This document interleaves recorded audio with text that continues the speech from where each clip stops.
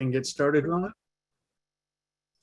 Thank you, guys. Let's, as always, thank you for being here. Our chat box is open for any questions that you might have. It will be monitored. And if you don't want to come off mute or raise your hand, you can put your question in the chat box and we'll make sure it gets asked to the right people. You are currently in the core competency update session. However, you see a celebrating 25 years of Flex because we're going to do a little thing at the top. So you're not in the wrong spot, you are in the right spot. And for those who may need it or want it, closed captioning is available for this session. You may go there by clicking the button at the bottom of your screen and enabling the closed captioning option. If you have any difficulties or technical difficulties with any of this or that, please let us know in the chat. You can direct message us or put it in for all to see, and we'll be happy to assist you when that happens. So one thing that we really wanted to do is acknowledge during the RSV that this was the 25th anniversary of the creation of Flex. And you heard Terrell and Tom talk about it earlier. We're going to talk a little bit about it more just now, not in great detail, but we did want to reach out to people that maybe had an influence or had participated in the program for the entire length of the time or most of the time. And so Nicole Clement was generous enough to reach out to a bunch of people, and we got some quotes from them.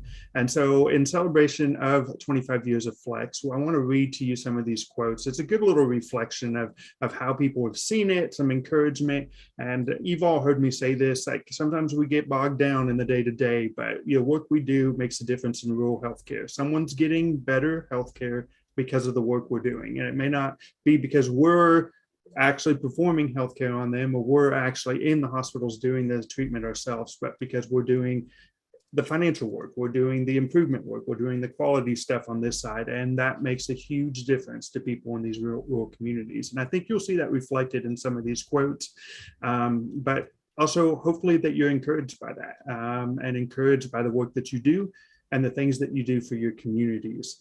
And so let's go through some of these. So celebrating the 25 years of Flex, thanks again, Nicole. And the first one, well, this is a thing. In 1997, the Balanced Budget Act was passed by Congress. Within its many pages, the Critical Access Hospital designation was created, and with it, the Medicare Rural Hospital Flexibility Program, known as Flex. It would change rural health for almost all of us. John Barnes said two things. First, Flex has not been static. Under Ford leadership, it continues to be molded within statute guidelines to improve the health of rural residents. Secondly, Flex puts SOARs on the map, State Offices of Rural Health, by John Barnes. Thank you, John. This one, over the past 25 years, the Flex program has focused on supporting CAUSE and rural EMS agencies in efforts to improve their quality, finances, and service area population health. As a result, access to healthcare services has been enhanced in many communities served by the critical access hospitals. This is an important accomplishment that warrants future support for the Flex program as critical access hospitals and other local providers strive to address the community health needs often in challenging environments. That is from Ira Moskovitz. Karen Madden had this to say. It's amazing to think that this is the 25th anniversary of the Flex program. There's been so much good work done in all our states in those 25 years, and we should all be very proud of that.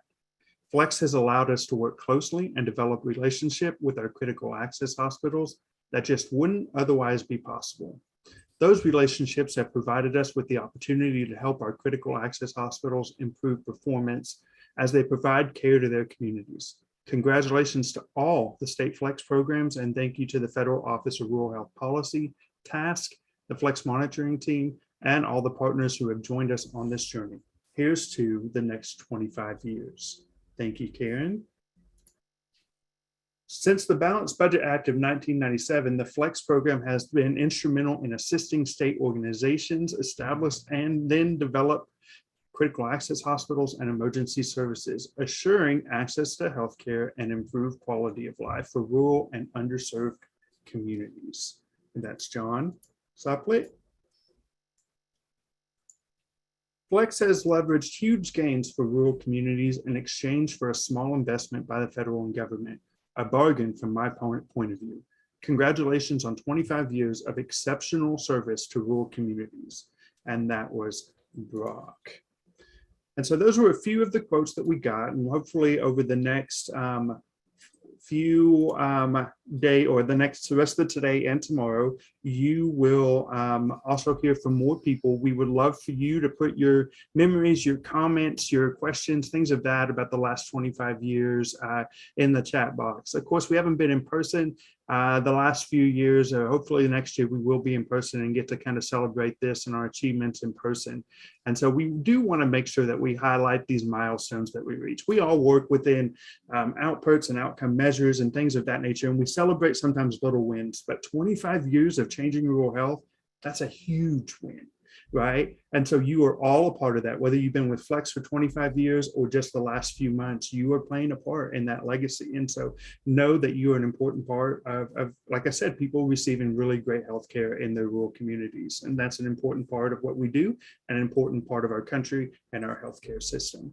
And so with that being said, I am going to stop sharing my screen, and I'm going to introduce the people who you're actually here to see, which would be Caleb, Terry, and Tracy. So I'm going to, first of all, let you guys know again that you are in the Flex Program Core Competency Update. In this plenary session, we'll cover information shared and gathered from the 2022 Core Competencies for State Flex Program Excellence Summit.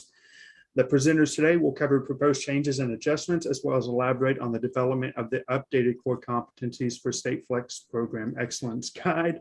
This session will be followed by discussion groups that will further allow for feedback and engagement on the challenges or the changes.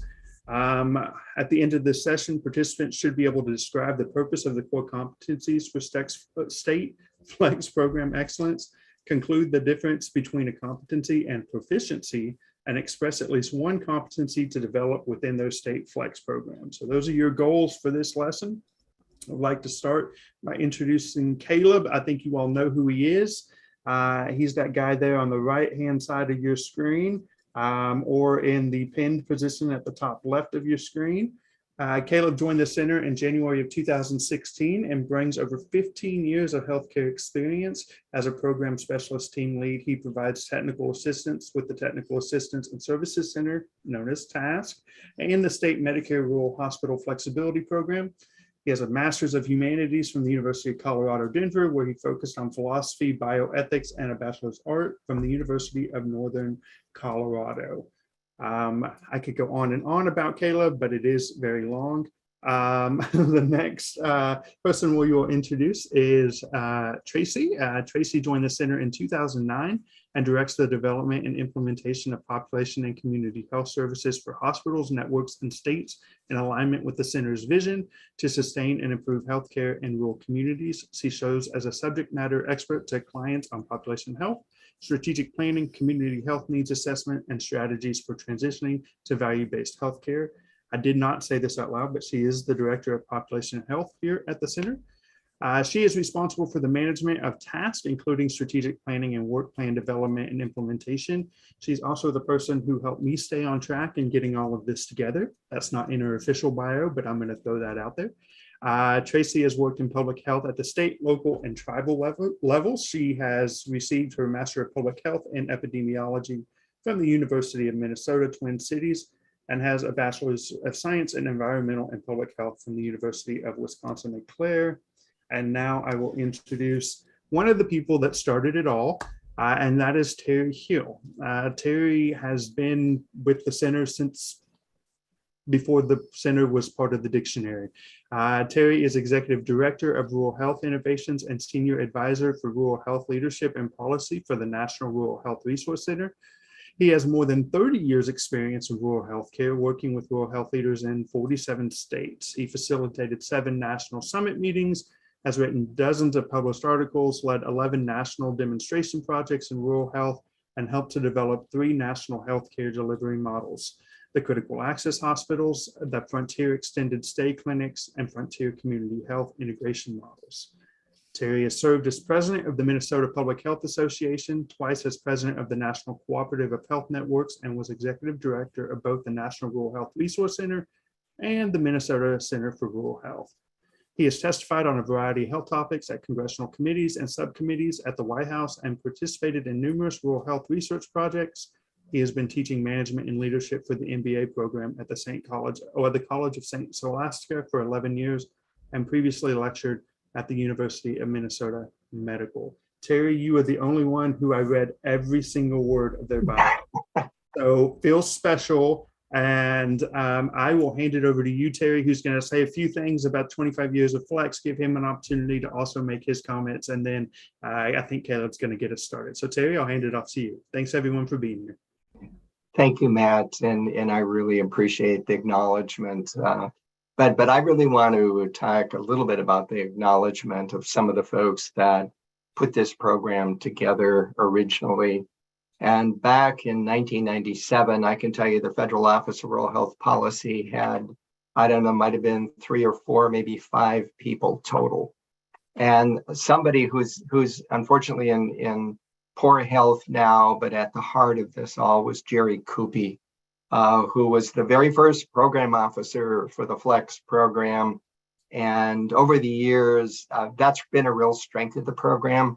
Laura becomes just one of a line of really excellent people. So I just want to acknowledge the leadership of the federal office. When it came to deciding what the Flex program was going to look like, they did a very wise thing, and that is that they called together people who knew about rural hospitals and rural clinics into Chicago. And they included state office directors, state hospital association folks.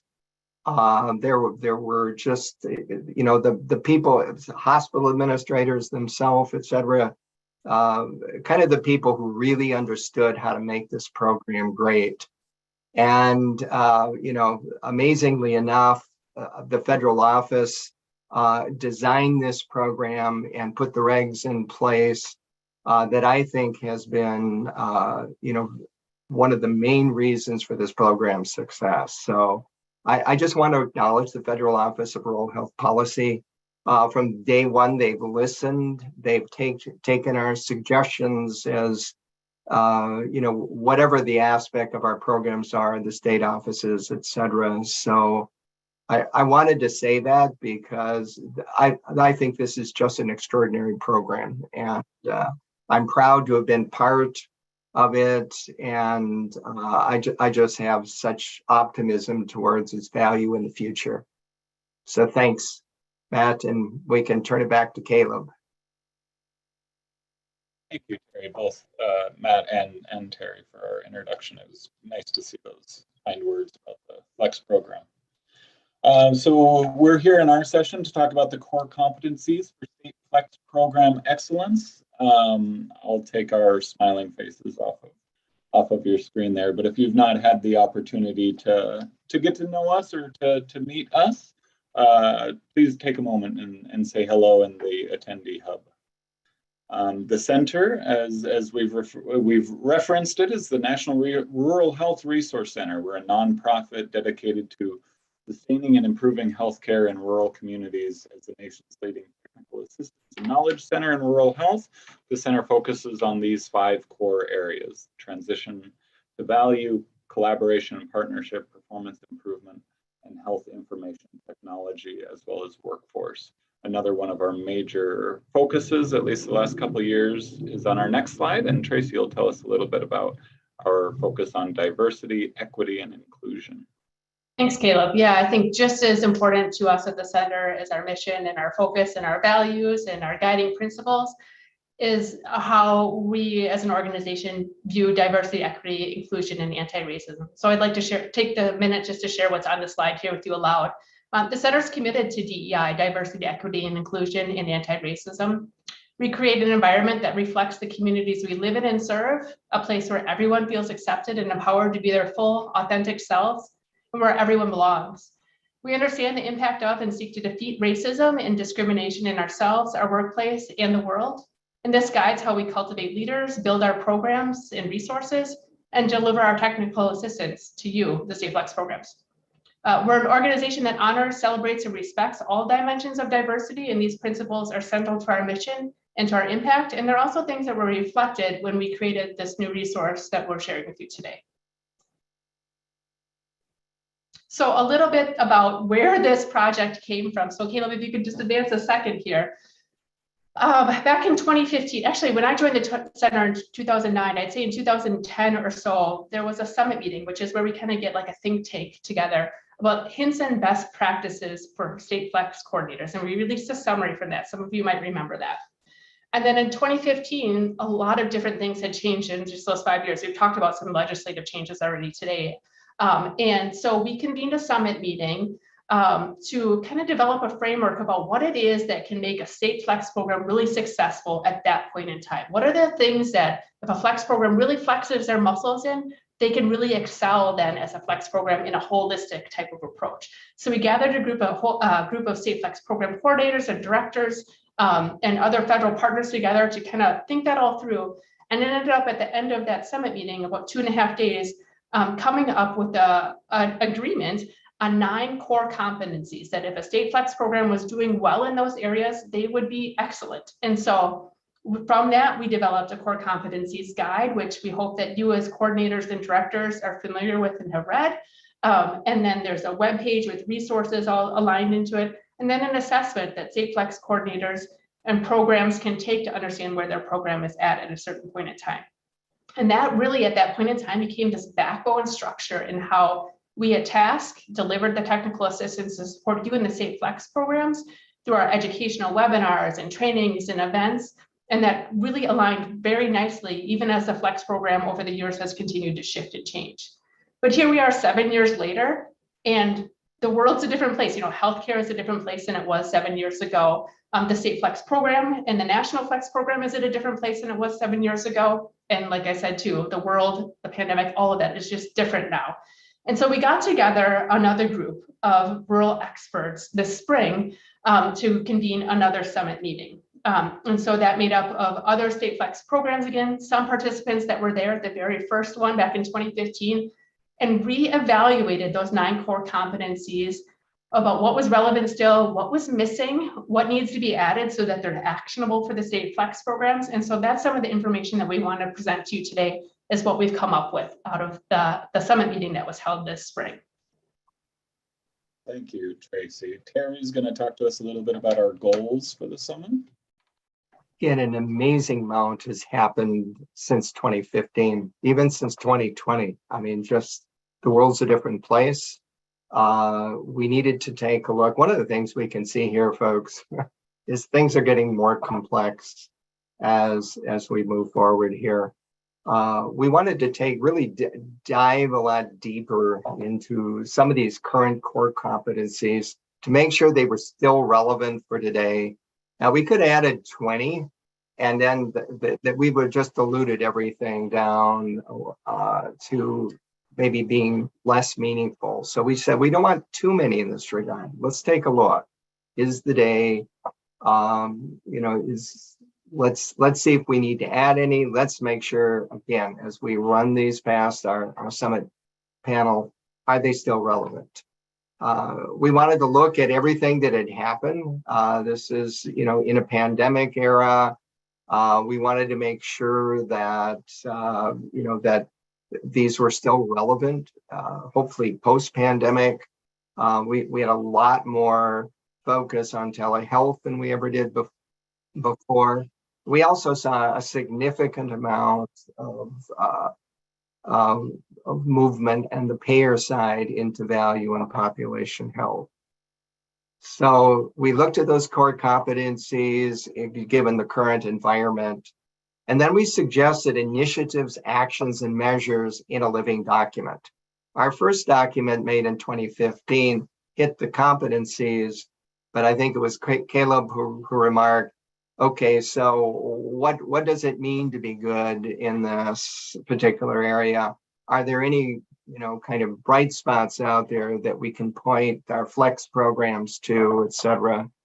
And let's try to come up with some specific things that we can suggest under each one.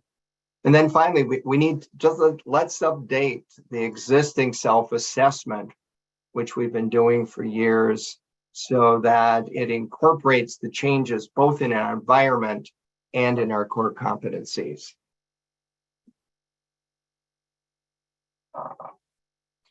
These were the folks that we wanted to mention specifically. We looked to get folks who'd been around a while. We included some, longtime flex coordinators, but also wanted to make sure that we brought in some new flex coordinators as well. In terms of some of the old timers, folks have been around for at least 20 years. John Barnes from Michigan, Lisa Davis from Pennsylvania.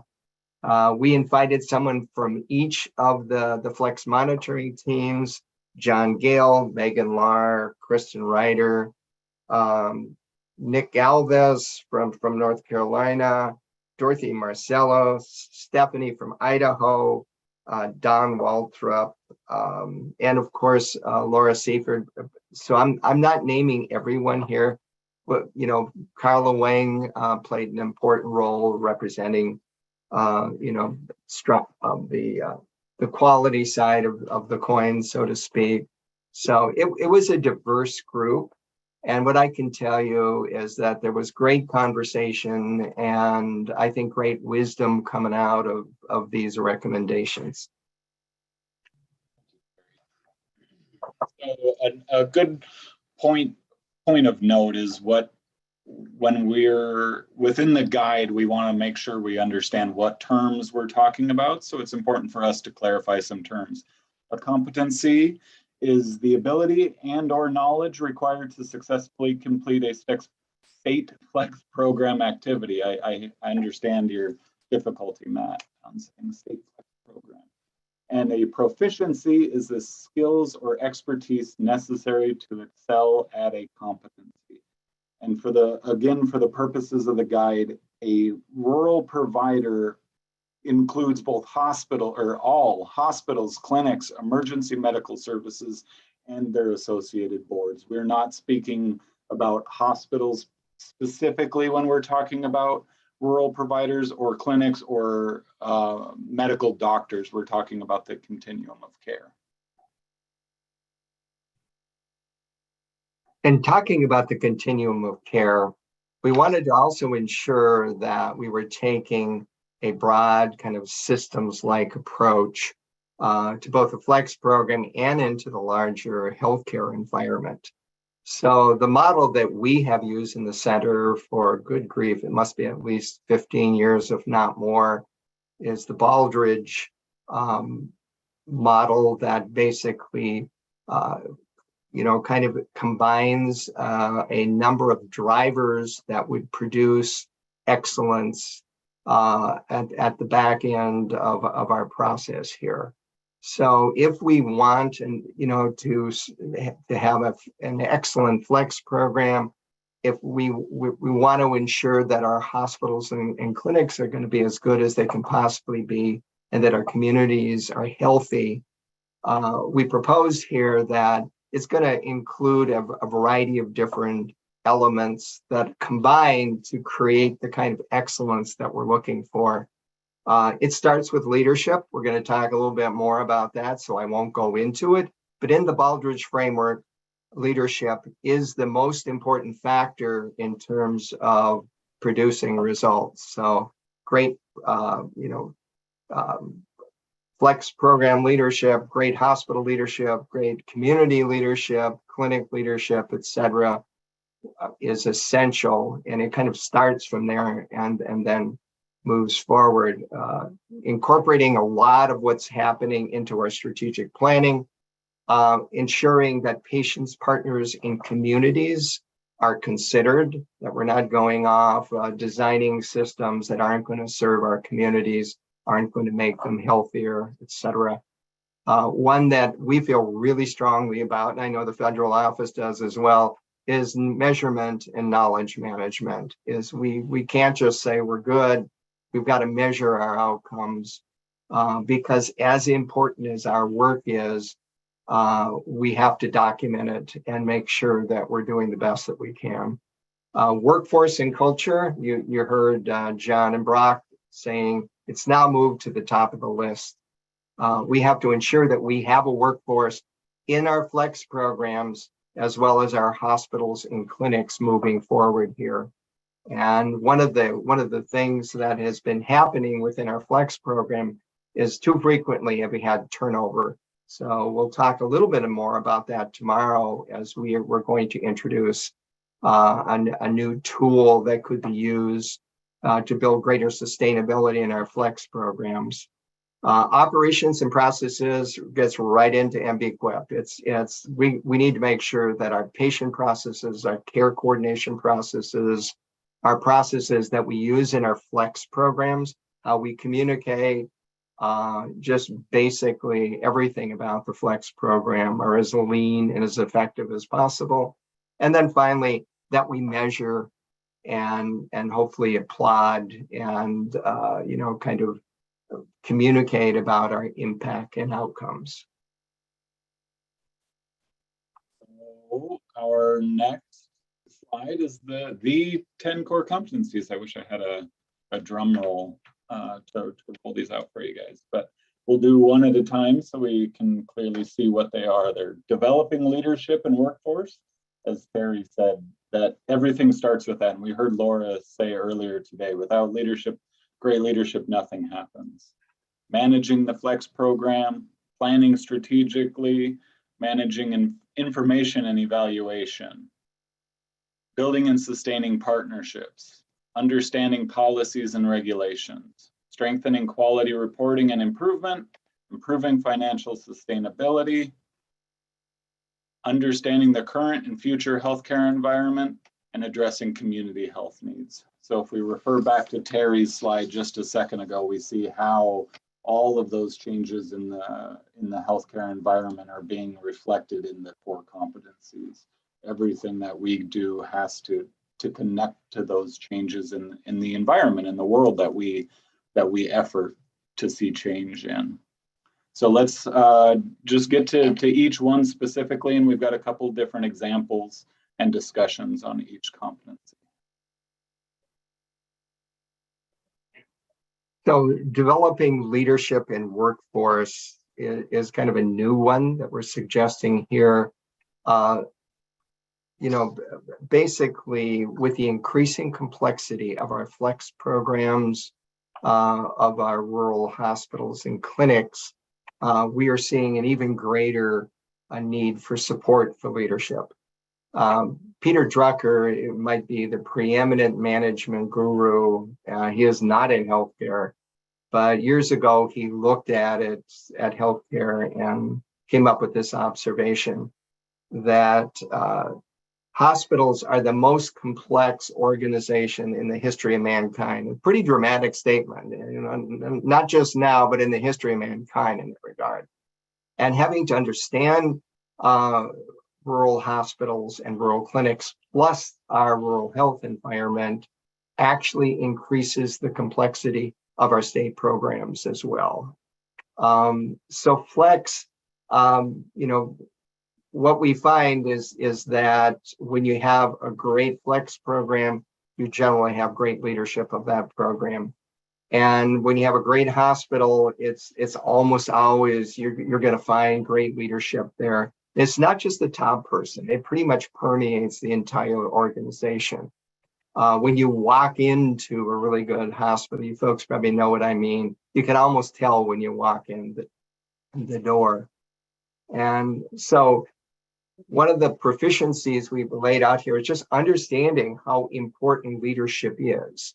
And there are a variety of ways to help support leadership. I haven't mentioned EMSs yet, but in our previous breakout, we had folks from Kentucky and Michigan talking about creating leadership programs, ongoing leadership programs for ambulance personnel, for EMS personnel in general. Very, very important here. Support for leadership of our hospitals and clinics as well.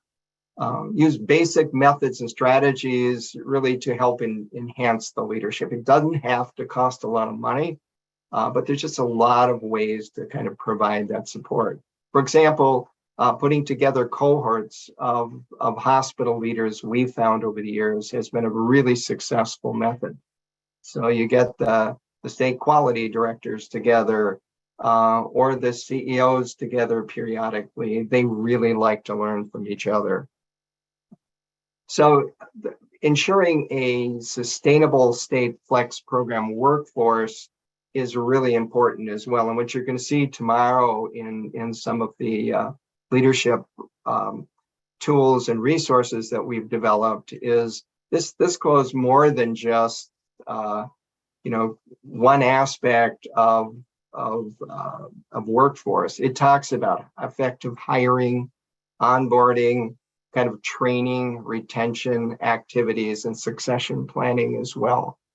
And that's one of the reasons that the center has made it, and with the federal office's support, have made major investments within TASK in creating tools for mid-level managers, for board members, for new flex program directors, and for new hospital leaders as well. So we think this is extremely important.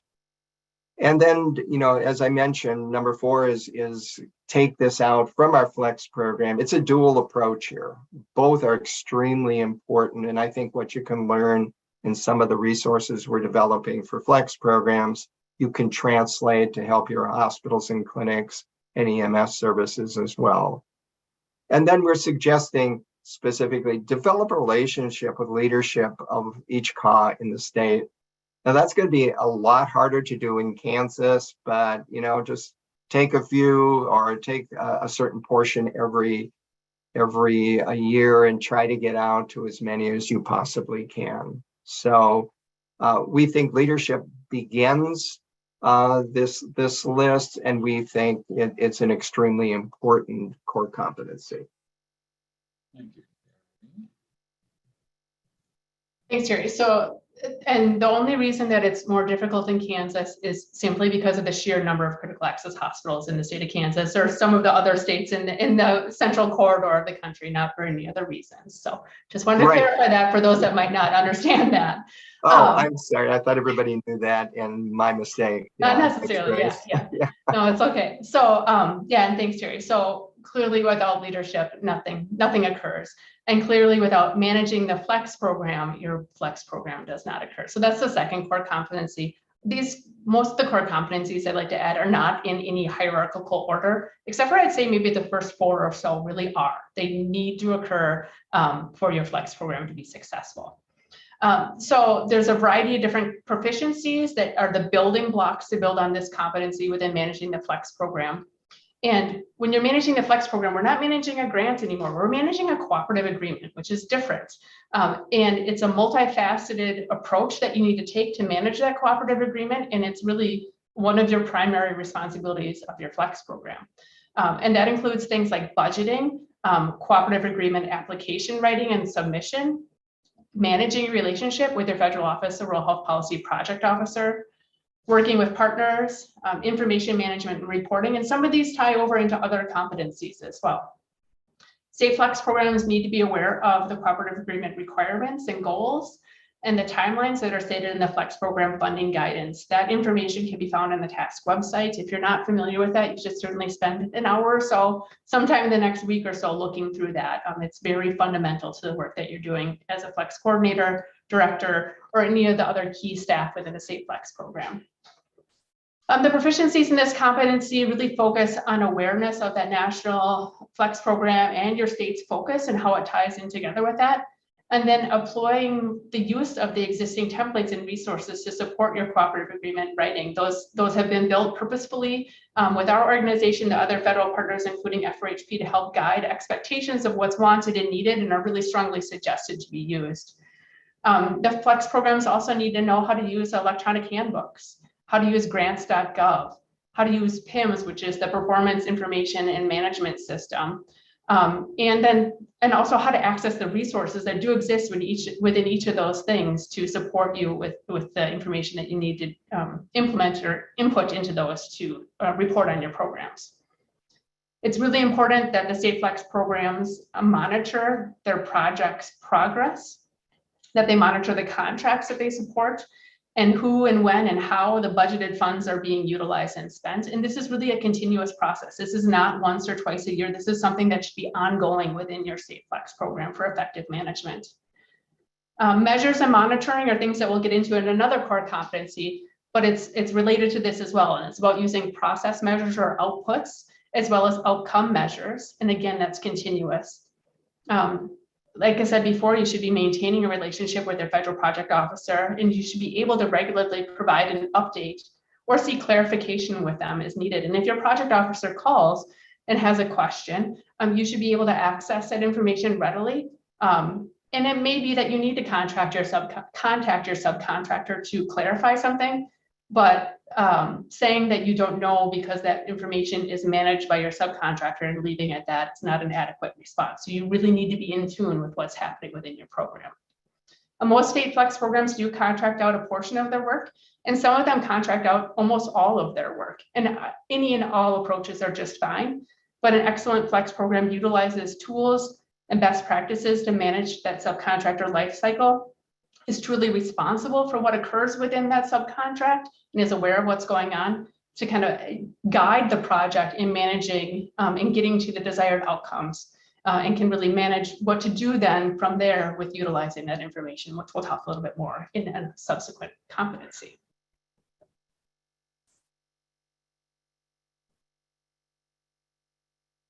Next competency is planning strategically. So we talked a fair amount early in this discussion about the change in our environment. Think of 2 or 3 years ago, how different the world was. And if you're running an organization like a hospital, you need to be planning accordingly. So regular strategic planning is essential to success. It needs to be purposeful, active, and relevant, with input from key stakeholders, such as internal staff, rural provider leaders and staff, program stakeholders, such as the State Hospital Association, quality improvement partners, the state rural health and clinic organizations. Flex program strategic planning should be completed to align with new competing continuation application that occurs every 3 to 5 years. The plan should include a vision, mission, and values, as well as goals and objectives. Again, where your office sits within your organization, if that's the Department of Health or an independent nonprofit or a university, you will have some direction and focus given the organization that you're in, and making sure your efforts align with those is necessary. The plan should be reviewed quarterly and adjustments made within each non-competing continuation application or during the competitive agreement year with approval from your federal project officer. Think of the difference in integration and utilization of telehealth services or remote patient monitoring, the difference between swing bed utilization and different things like that. If we're not really following the trends following the trends currently in timeliness, we have the opportunity to miss something big and not be focused where we need to be as consistently. And again, we can see some of the proficiencies that factor into successfully planning strategically. Understanding how different programs and activities are linked. Regularly assessing the goals and progress of your efforts, as Tracy alluded to, measurements, evaluation programs, and utilizing those process measures, which we'll hear more about later. Hey, Caleb. Yes, sir. There was a question about how often should a state flex program do their strategic planning. Did you want to take that? So the quick answer that is not super satisfying is as often as necessary. Once a year for a big strategic planning seems to make sense, but when you're, there was a comment in my words there that said something about quarterly checking in, and that's really to assess and maintain a finger on the pulse, for lack of a better term or phrase, for how things are going. If you were a part of the Flex program before the public health emergency, there would have been a huge major shift between your programs and activities in January and February as you were planning and had those outlined, and then once the public health emergency started. So if you're able to crack those things as they're happening, and if your contractor, say Terry, is supposed to be going out to your hospitals and performing in-hospital financial needs assessments or space allocation surveys or something to that effect, and he can no longer do that, more frequently you have conversations with your contractors or yourself to evaluate what is happening out there, the more able you are to steer your ship or your effort accordingly. So there's a lot of depth into that as often as necessary, but that's really the quick answer to that. And I'd say annually, but I agree with you, Caleb. Yeah, and there's adjusting your direction and focus to your program, and then there's checking in periodically to see where you're at on that. So I agree with the once annually and then periodically as you go through the year. Yeah, I agree too. And I think the other thing to think about is that we're coming up on a competitive cycle too, in another year plus. And so that type of strategic planning looks different. You'll be planning for a 5-year term, and you should be doing that early. You should be thinking about all of that before even the grant guidance is released. It's not going to be drastically different to that you can't plan early. So that looks a lot different, a 5-year cycle planning versus a year by year when you're in the course of a cycle already. Okay, so then the next that's a great question though. Thanks, Ashley. And please drop any other questions into the chat as we go along here. I hope that you see then how planning strategically then ties in with managing information and evaluation. So maybe not everyone's favorite thing to do within the Flex program, but it's kind of part of what we have to do too, right? And it helps guide us where we're going within the course of a year or within the course of the years to come as well too. The state Flex programs are required to submit annual reports. You're required to submit information in PIMS as well as program outcomes to FRHP through the electronic handbook. And to do this, your program needs to have a system in place to really collect primary data. That's the data that you yourselves in your program collect about what happens within the outputs or the processes of your activities or the outcomes of those activities. But you often have to access secondary data to kind of supplement some of that data reporting. So secondary data is data that is collected by another organization. That could be your state hospital association. That could be your like a local county health department. It could be something like the US Census. That's a set of secondary data, so someone else's data. But we have to use that to kind of supplement and support and tell our stories. Data collection, just like program management and contract management and strategic planning check-in, is a constant and ongoing process. And that data collection, of course, should be selected or reflected into your strategic plan and your work plan, tied in with your goals, all of your measures and your intended outcomes. Some other things to highlight within the proficiencies related to managing information and evaluation is that that understanding of the basics of this area is really important, and I know it's a big topic. So there are guides and resources there to support you. There is technical assistance available to support you through TASK, through the Flex monitoring team, through FRHP, and even our KETA too. So there is a wealth of information, and we know that this is something where we're constantly adjusting the needle to just get it right on target.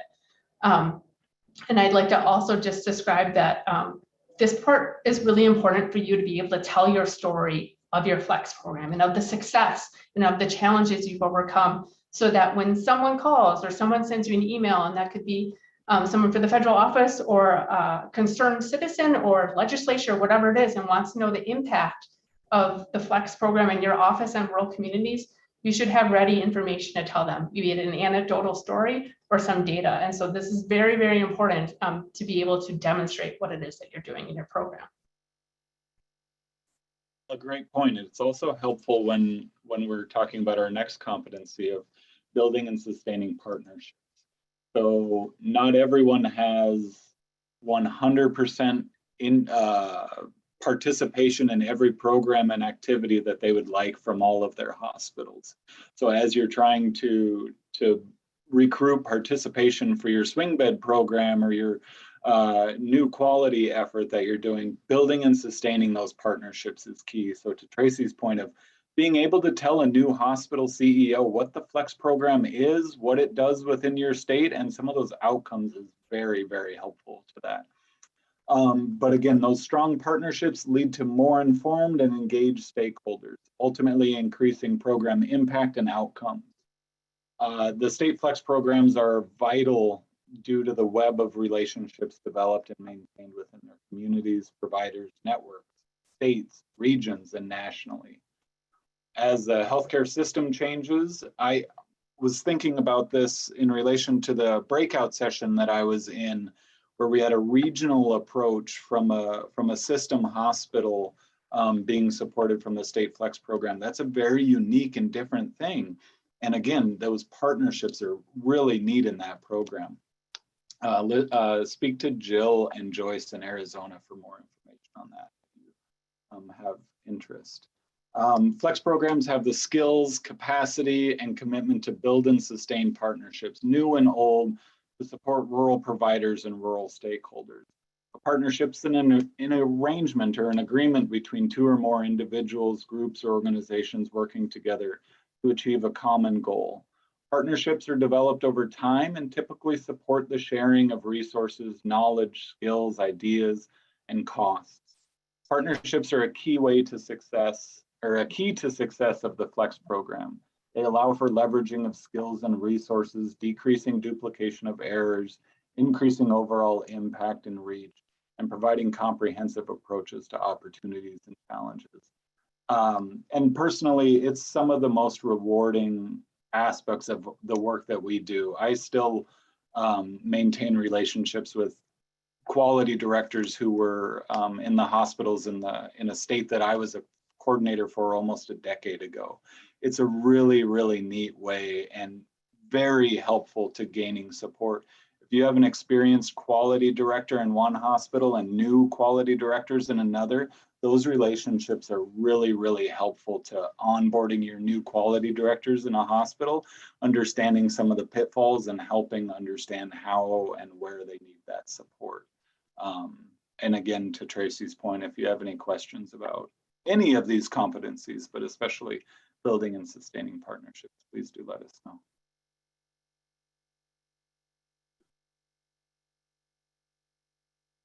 Oh, you're still muted, Terry. Sorry. So understanding policies and regulations, you know, as I'm sure you guys know, health policy rules and regulations have a profound impact on rural hospitals, clinics, EMS services, and ultimately on rural communities.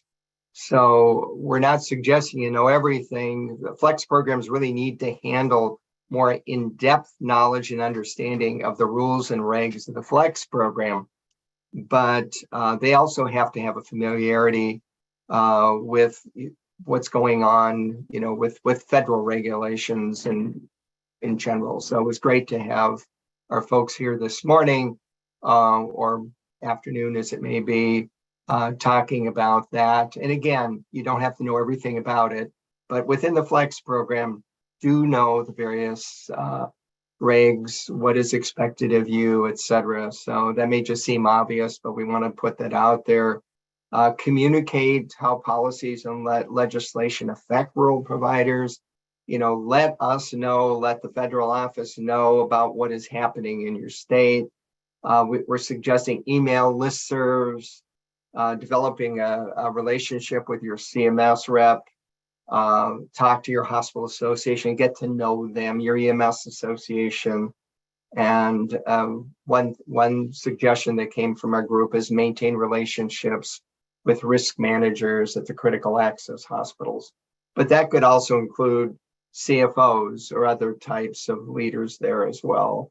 Or the CEOs are generally on top of these policies and regs that are important to them as well. Understanding what that rule will do to impact those hospitals is very, very beneficial and necessary. So if you're not able to communicate that relationship you have with that hospital helps provide that the synthesis to understand what that's going to do to impact, so you can then share that with the rest of the hospital. Strengthening quality reporting and improvement. So a core component of our FLEX program is to support critical access hospitals with quality improvement. HRSA defines quality improvement as a systematic and continuous action that leads to measurable improvement in healthcare services and to the health status of targeted patient groups. To accomplish this, state FLEX programs must understand quality improvement principles, resources, and trends to support critical access hospitals in advancing QI. This includes administering the Medicare Beneficiary Quality Improvement Project and supporting other rural providers such as EMS with quality improvement. Submitting that data, evaluating that data, and hopefully improving processes to improve that data is what this competency revolves around.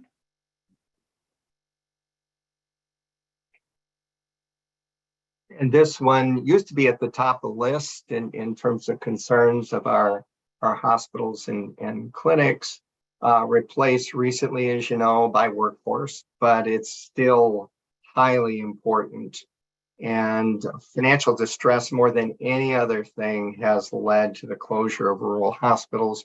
We're very concerned what the post-pandemic era is going to be. So this one has been the core of the FLEX program since day one. And again, you don't have to know everything about hospital finance, but you do have to know some of the basics about how critical access hospital gets paid, what a DRG is, for example, the financial data that you get from the University of North Carolina, kind of understand. You don't have to know all of that. And in fact, we have created reports really focusing in on what we think are the most important of this financial data, things for you to understand. And if you go to our website, there is just a wealth of information on financial measures, financial performance, etc. Ralph Llewellyn from Eide Bailly does a lot of support for us, as do other consulting firms out here as well. So describe what each of the most important financial measures mean. If you can do that, that's great. Examine particularly the basic concepts of value-based payment, whether it's a chart model, an accountable care organization, whatever. Analyze a rural hospital's financial performance over time. You can track these, and if you need the help, ask TASK or ask the folks at the University of North Carolina. We're more than happy to help you with this. In many cases, we may very well have to ask a real financial expert out there, but we're always willing to do that. Okay, and then understand the basic strategies about how you improve that financial performance. Next slide. And the eighth one just is really talking about the understanding both the current environment. What are all the pieces that are out there? We're talking about hospitals, but we're also talking about clinics, obviously. Long-term care, just another very, very important component of our delivery system. EMS, behavioral health, etc. Just get a basic understanding of how these elements actually can work together, particularly if we're better at care coordination, both within our facilities and community care coordination, which we think involves the community and other organizations as well. Develop those collaborative relationships with these other folks. foster participation in local public health initiatives. To the degree we can, we're going to need the help of our community leaders in these new value-based payment models of the future. So, do what you can to encourage community engagement on the part of our hospitals and clinics. Also, as a flex program, you can play a role in enhancing community leadership or helping to facilitate greater collaboration in general, and then share new models of care coordination, new models of payment, new models of the payment systems as well. So I'm not going to go into all the details in the interest of time, but as we look to the future, make sure as flex programs that we're prepared for the changes that are coming down. Telehealth's another one. So. And I also think of helping to make that happen. If we think population health and community wellness are things that we want to encourage, if we know about it, we can be an agent of change. Bring that about in the world. Speaking of which. Yep. So the 10th competency is addressing community needs. So in this one, we know that healthcare services, like those provided by our critical access hospitals or rural health clinics, EMS, whatever, are intended to meet the health needs of those communities.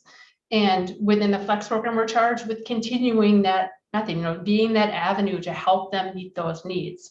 And the health needs, you as a Flex program, we really understand where to determine those from. I spoke earlier about different data sources, and that certainly ties in with this competency as well too. They can be from looking at data about demographics, about socioeconomic status, health equity or inequities, the physical environment. We talk a lot about clinical care and health behaviors and health outcomes too. So tons of different avenues to take to support addressing community health needs. And it's important for the Safe Flex program to really understand those needs and then be able to devise activities to support those.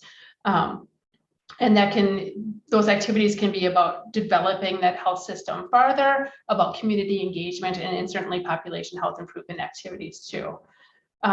There's lots of different sources to get information from in this area. So there's community health needs assessments. There's the Critical Access Hospital Measurement and Performance Assessment System, or COMPASS, from the Flex monitoring team. If you're not familiar with that, you should be familiar with that. And then as well, the Population Health Toolkit, which we've developed in TASK. I'll drop a link into the chat about that. It's a great source to get information at the community level about rural community health equity needs in your areas to help devise activities. And really then need to kind of dig into understanding what are those needs and how can we develop activities that really are relevant to each of those communities, because it's certainly just like finance, just like quality and all the other things, it is not a one-size-fits-all approach.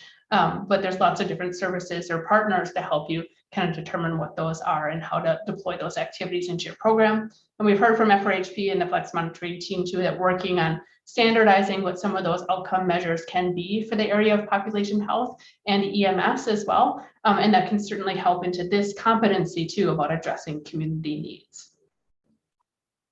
So Caleb, why don't you tell us about what's coming next? Yeah, so our next steps, as you can see, we will release our updated guide the end of August. We will create and update the online assessment. So there's currently an online assessment for program excellence. And that will be updated to reflect the new competencies as well as the new proficiencies. And a new companion guide will be created, focused really just on resources and connections between different Flex programs or example programs and services related to that. So we don't have we have less of a chance of an old document that gets stale on the shelf. We want to separate the resources and connections from two Flex programs to a different document entirely. And that will be coming this fall.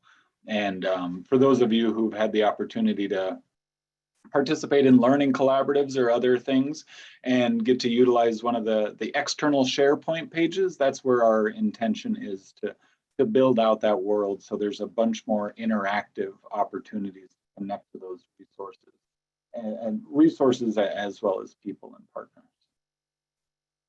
And as always, we're here for you guys whenever you have questions or need anything. If you have questions or would like to clarify something, please don't hesitate to reach us at task@ruralcenter.org or the phone number above. Thank you, Caleb, Tracy, and Terry for sharing with us those updates. We want to give everyone an opportunity to discuss these updates and discuss things that you may need help with, or just ideas that you might have to add to this conversation in our next little discussion breakout, which will close out our day. You will choose your discussion breakout room at that link that I just put in the chat box. You can go to that page, which is another Zoom room, and you'll choose your breakout session based on your project officer at 4. And so we're looking forward to hearing your feedback, your comments, and to have open discussion about these competencies. Again, thank you for being here, and thank you to Caleb, Terry, and Tracy, and for those of you here or not here who provided quotes for our 25th anniversary celebration. We appreciate you, and we'll see you guys in the next room. Thank you.